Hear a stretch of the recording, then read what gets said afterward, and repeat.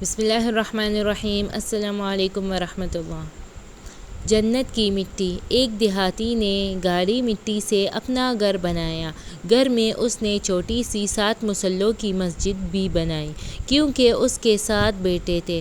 تعمیر مکمل ہوئی تو اس نے بیٹوں کو بلایا اور کہا کہ میں چاہتا ہوں کہ مسجد کی لپائی جنت کی مٹی سے کروں۔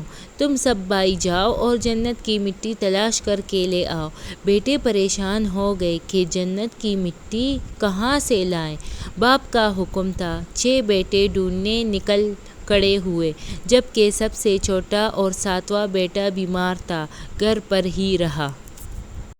بھائی شام کو تھکے ہارے خالی ہاتھ گھر لوٹے تو کیا دیکھتے ہیں، چھوٹا بھائی بوری میں مٹی بھر کے بیٹھا ہے۔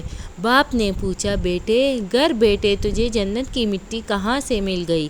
بیٹے نے کہا، سارا دن ماں کے پیچھے پیچھے پھرتا رہا۔